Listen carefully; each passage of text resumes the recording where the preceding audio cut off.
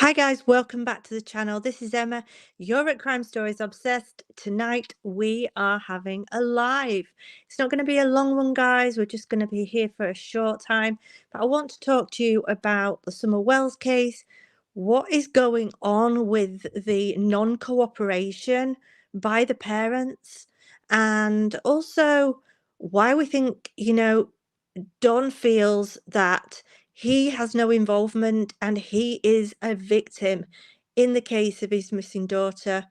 So, oh, hi, One Way. Thank you for stopping in and saying hi. We're going to be talking about the Summer Wells case.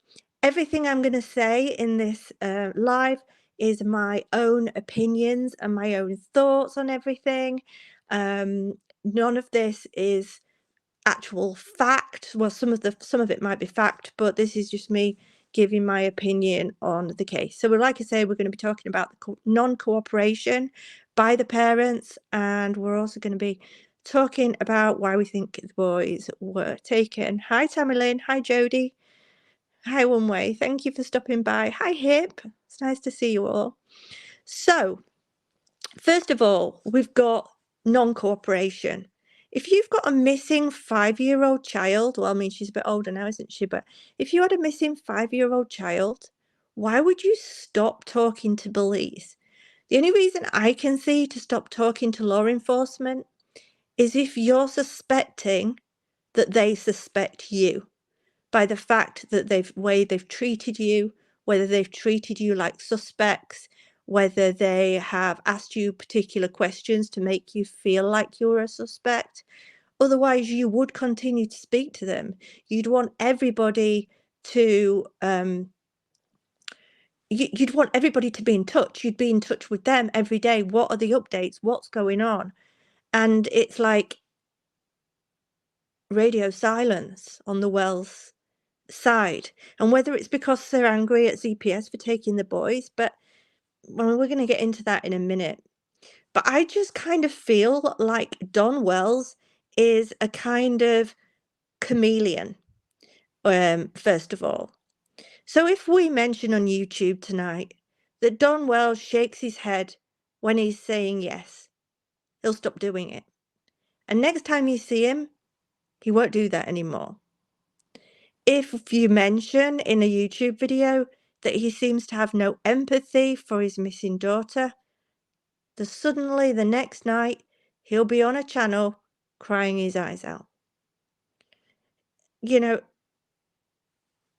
if it's just, if you say to him, look, every time you speak out, you talk about your sisters, you don't talk about Summer. The next night, it'll all be about Summer. It's like he's a chameleon and he manages to change to fit in with the people around him. And I think that's something he's learnt whilst being locked away, because you're surrounded by a lot of different people who have committed a lot of different crimes. And, some are probably aggressive and some aren't. And I think that is something that he's learnt when he's been locked away, in order to be this kind of chameleon and fit in with whatever situation he's in. If he notices that there's a particular YouTuber that doesn't favour him and continually talks about him in a negative way, he'll try to befriend them. And we've seen this with many channels.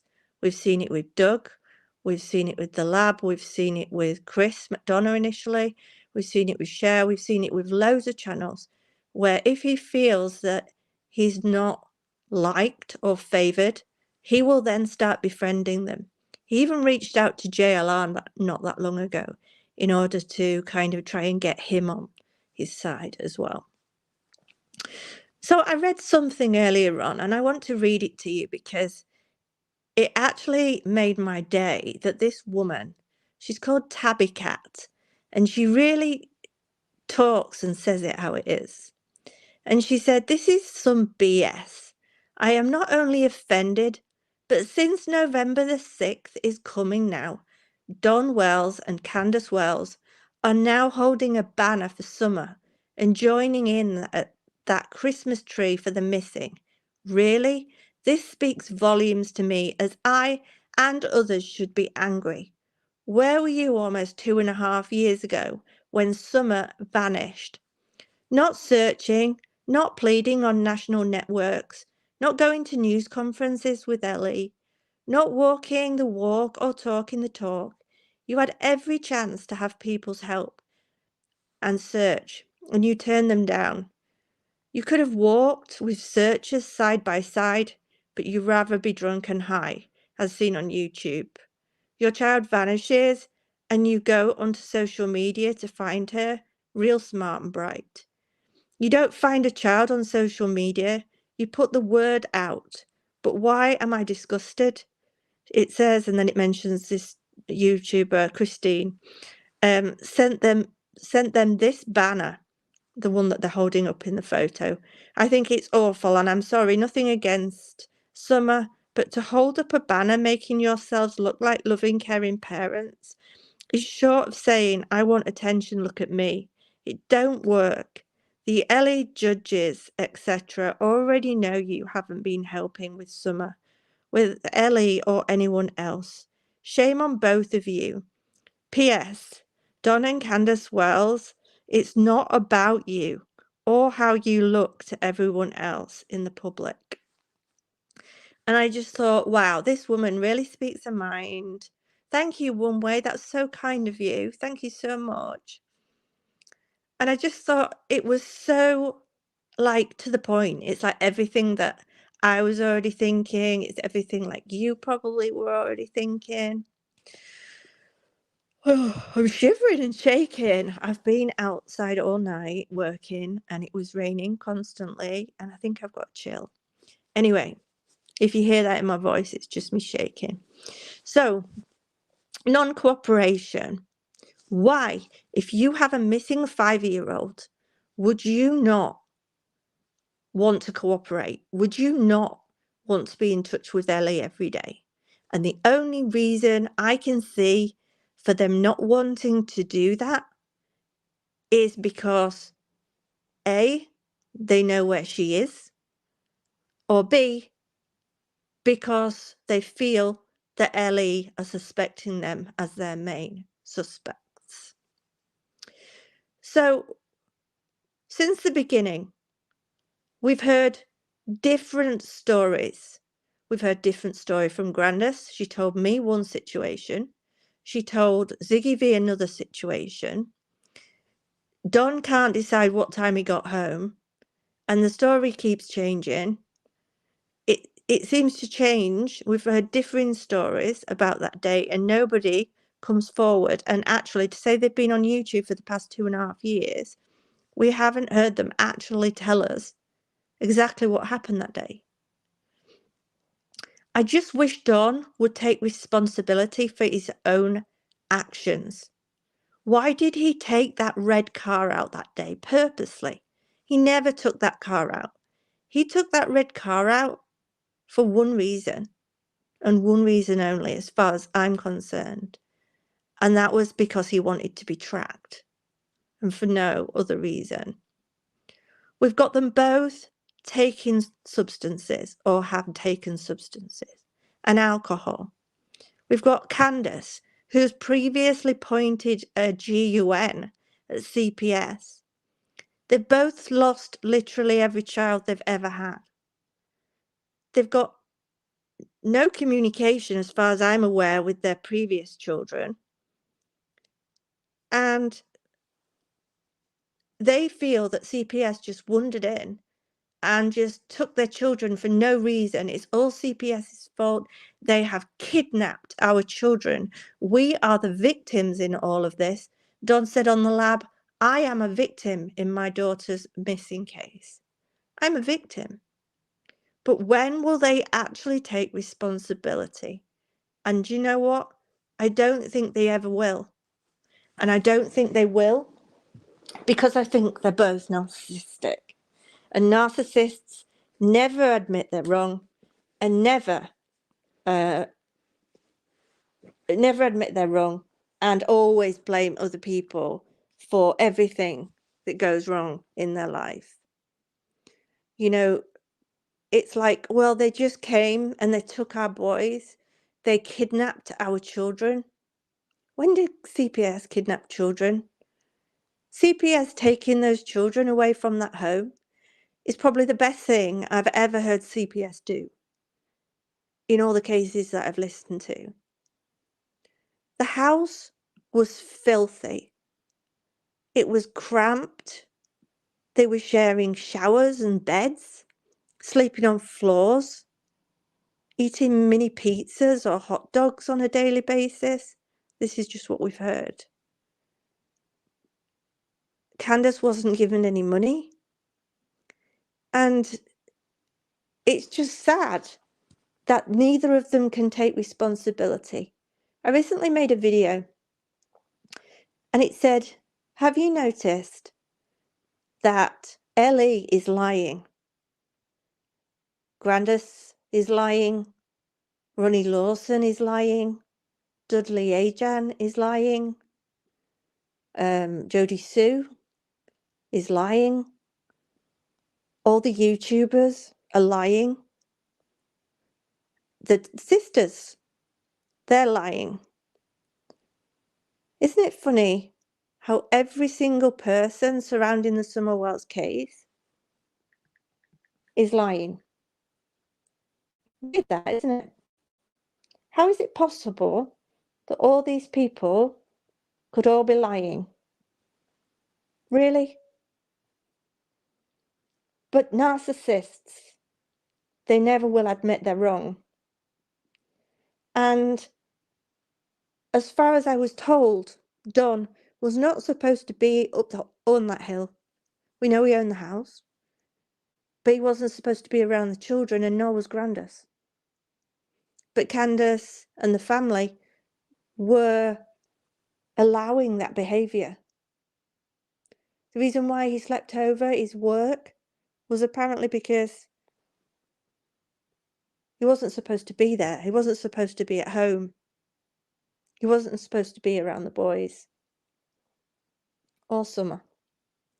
We've heard 911 calls where Candace is shouting, he's hurting her. He's hurting my daughter. We've heard calls from 911 where Candace has said, he's coming back, and he said he'll K-I-double-L me when he gets back.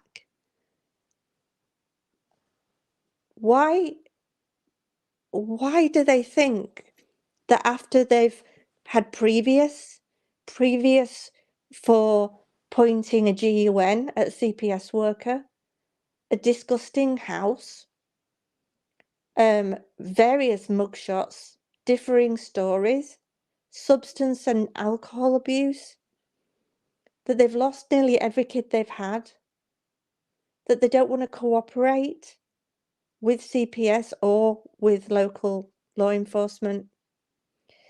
And it's like they've got burglary charges, domestic assault charges, driving violations, driving without a license or driving with an open container, probation violations, and like these calls to 911 threatening to KILL each other. And then they wonder why the children have been taken away, that they feel like they've been kidnapped by CPS. How can they have been kidnapped by CPS when we've just gone through many of the reasons why those children were probably taken in the first place, not including all the things that are sealed because of the children's ages, things that they will have said that happened in that house, things that we have no idea about. These that I'm reading out are just things that we've seen and heard. You know, the violations.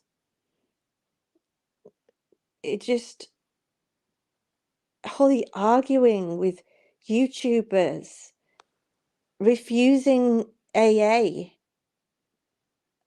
just everything.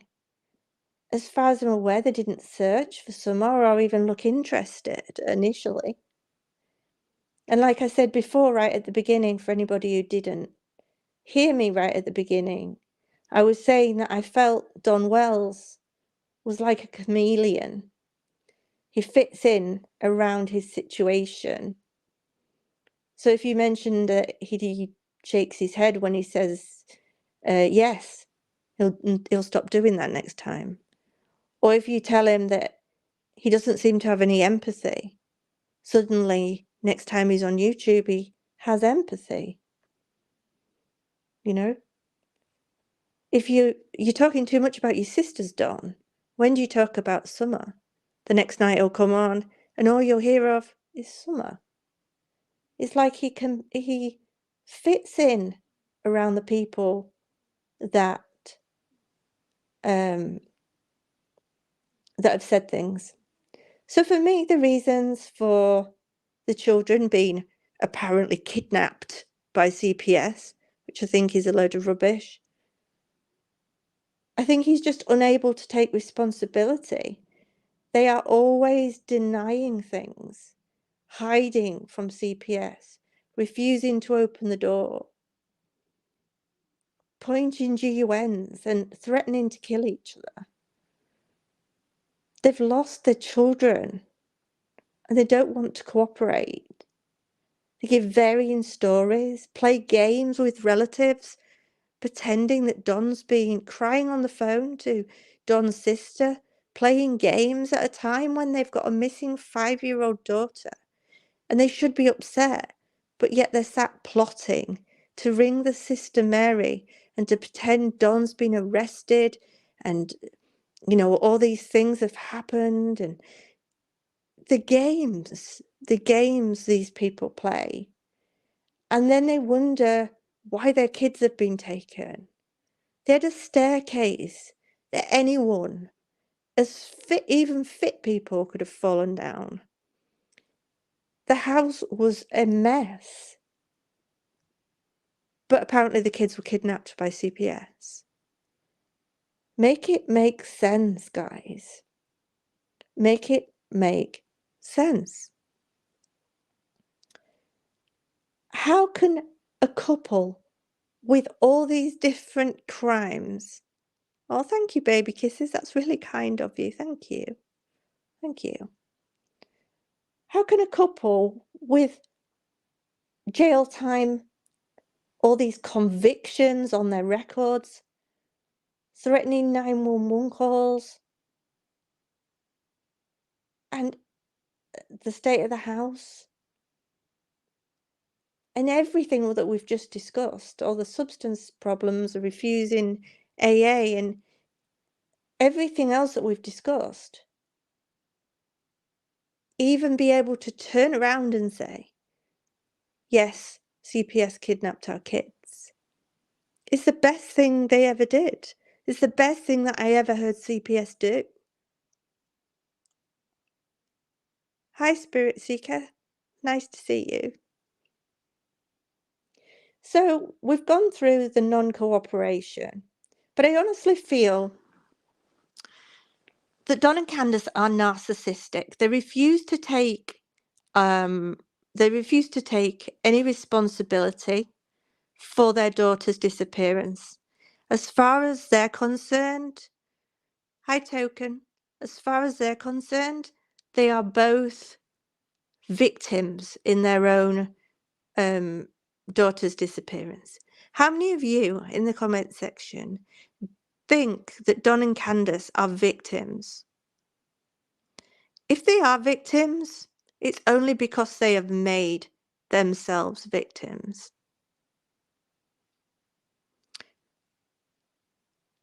I listened to a really interesting video earlier on. I don't know how I missed it. And I'll tag it in the comment section for you. And it was, you might have heard it, it was the lab. And Don Wells rang in and Josh was talking to him and it got pretty heated actually, and they were arguing. And it was funny. I was actually laughing out loud at some of the things that Don was coming out with, but also some of the things that Josh said to him. Why don't you ask your wife what happened to Summer? It was just, it shouldn't be funny in a missing 5-year-old's case, but the stuff that was being said and the lies, and he even got caught out in one lie. It was crazy, guys. Crazy, crazy.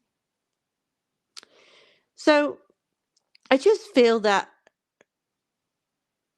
they don't have a leg to stand on when it comes to them turning around and saying CPS kidnapped their kids. I just can't see they have a leg to stand on. Why can they not look around themselves and say, yes, you know, okay, the house was a mess. They know about the alcohol, they know about the substance problems, you know, we're trying to stop, or we need some help. But we don't do this, we don't do that. We've never said this, we've never said that. They're lying, and they're lying. Oh, and Dudley Ajan's lying. Oh, David Dotson's lying. The YouTubes are lying. You know, Ronnie Lawson's lying. JLR's lying. The lab's lying. Doug's lying. I'm lying. Andy that lived next door with Jodie Sue, he's lying. Every single person in this case is lying, apparently, according to Don. How is it possible that all those people are lying? If somebody said to me, Emma, I don't think you're treating your daughter correctly, I might initially think, what do you mean? What do you mean? And become defensive. But I'd sit back and think about what that person said, and I'd think, is there anything I can do to improve? You know, is there any truth in this?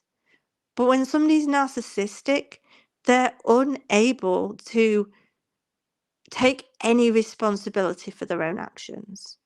Nothing is ever their fault. They're not responsible. Everyone around them is lying, and they are the victim in every situation. Every situation. Every situation. If they ran out of fuel, it's the effing car's fault. You know, that kind of people. I'll read some of your comments. But not Don, not Candace. They're honest all the time. Yeah. Donald Wells and Candace do not accept responsibility for anything. They're always the victims. It's disgusting. I agree. It's not in her metabolism. Oh, God. Crazy. But they just, I just can't. Honestly, it wound me up so much. And somebody actually rang, I think it was Bob Green, and he rang CPS. I think it was him. I'm not sure. But somebody rang CPS and they said, are you aware of what's been said? I can't remember who it was now who did it. Are you aware of what's been said? Are you aware that Don and Candace are saying you kidnapped their kids? And they said on the phone, yeah, we're aware. We know what's been said. So what are half of Hawkins County watching Don and Candace on a daily basis on YouTube, listening to all this stuff that they come out with? Someone may be alive. I do hope so. I do hope so. But to be honest with you, I don't know. I just think he took that car that day on purpose in order to create an alibi.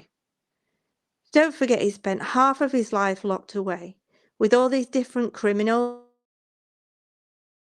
from different backgrounds. And he's learnt what to say, how to fit in with people, what to do, how to hide crimes, how to use burner phones, how not to take your phone with you because it's tracked, you know, how to use certain vehicles.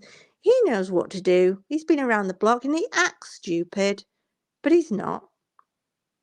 He knows the crack.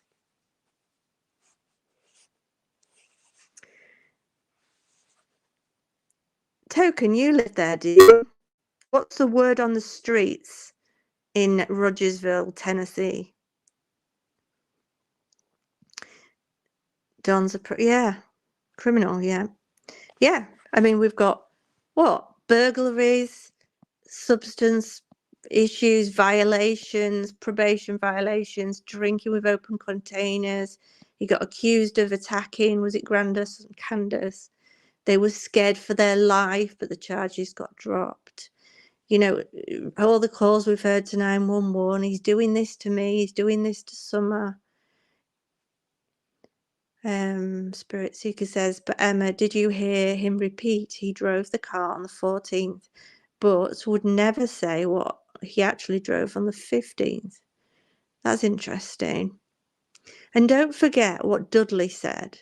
Dudley said that Don was supposed to turn up to work on the Sunday, but he never turned up. And that was very, very unlike Don. He always turned into work. So he worked the Saturday, missed the Sunday for some completely bizarre reason, and then came into work on Monday looking like his best friend had died, sat on the toilet looking like he had tears in his eyes. So what happened on the Sunday? That's what I'm interested in. What happened on the Sunday? Did she go missing on the 15th?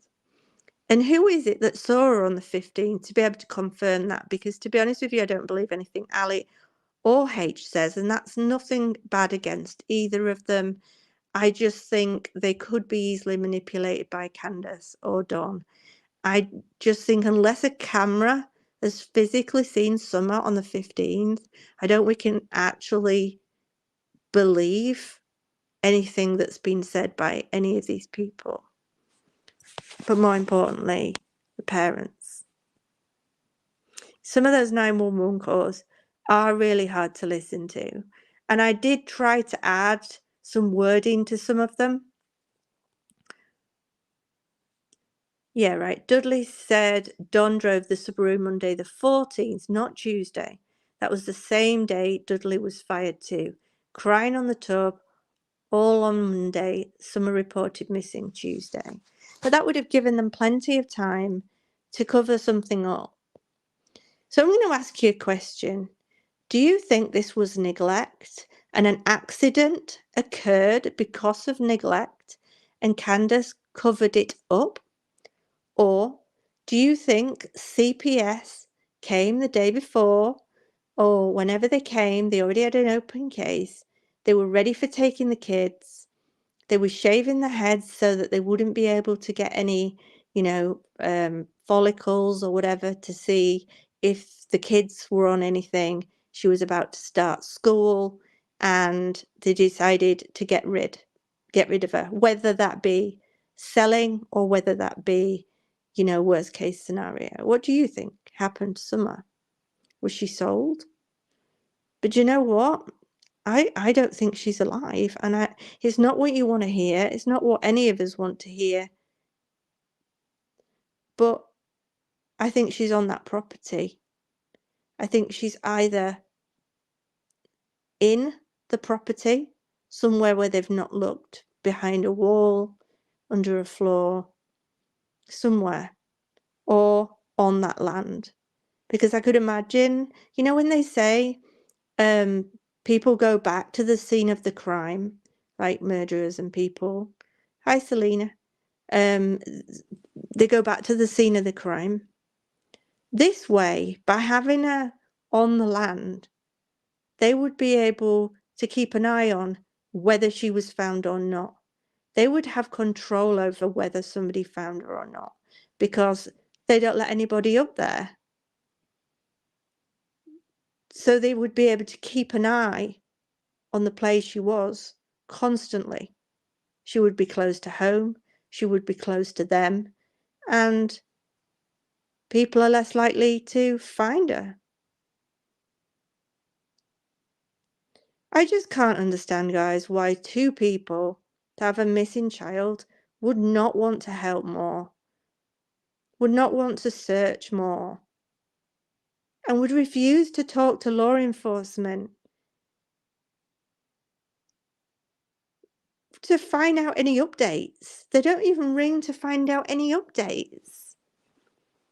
I just find it up. This case is crazy, and I have no idea whether she will ever be found. It could be one of those cases that they just never, convict anyone over. But I do think the prime suspects, and I do think Ellie feel that the prime suspects are the parents. I just don't think they have enough on them to be able to charge them. I mean, she left the house a couple of times. It doesn't prove she did anything. It's a lot. And the thing that makes this case even harder is the fact that the stories change so often. It's crazy to me. Even Grandma Candy said she hadn't been contacted. Yeah, but why hadn't she been in touch? Like, why hadn't she rang them? Like, it just doesn't make any sense. So, if you haven't already liked this video, guys, this live, please go ahead and press the like just to say thank you. I also am doing a tribute on the 13th for the victims, the Idaho students that were murdered in their beds. It's not just going to be photos and videos, it's going to be the whole case, news clippings, everything. So it's going to be quite cool. I have just uploaded a new crime documentary. It is currently on my podcast. Link is in the description. It's about 2 3-year-olds that were poisoned by their breakfast cereal, and it's a really twisted case that you just wouldn't believe, like, who it was that did it. It wasn't the parents. So yeah, thank you Spirit Seeker Squad, and thank you Sassy. Sassy has been a member for 6 months, and Spirit Seeker has joined the channel. Thank you so much. That's really kind of you. Really kind. If anyone else wants to join the memberships, there is a membership link. Spirit Seekers dropped it in the comment section. But if you're interested in that documentary about the 3-year-olds that were poisoned with the breakfast cereal, it is currently on my podcast, Deranged True Crime. And you can find that on all podcast platforms. Link is on my community page. But it's a crazy case, twists and turns, crazy, crazy, crazy. Well, I'm going to leave you now because I have been at work all night. I am absolutely freezing cold, shaking cold, and I'm going to get under my covers. I'm going to close my eyes, and I'm probably going to listen to Justin for a bit because he always does good lives, hoping that I might catch Prayer Garden later because I just love any content regarding summer. I will start trying to do more lives on Summer's case. But yeah, check out the new documentary that I have made. And if you haven't liked the live, press the like button. Thank you for becoming a member. And thank you to the 2 people that left a super sticker. So kind of you. One Way and Baby Kisses. Thank you. Oh, and One Way has become a member too. Thank you so much. That's so kind. So I'm going to leave you with those thoughts. Let me know what you think in the comments section regarding what we've just been talking about. Somebody said, can someone drop Justin's link, please? Yeah, if I can't do it while I'm on this live because I'm doing it from my phone. But if somebody wants to put Justin for all's details in the chat, and then maybe people can go across and check him out because he just talks about summer. It's really interesting stuff, and I think you'll like it if you don't already watch him. Oh, thank you, Town, for becoming a member. That's so kind of you.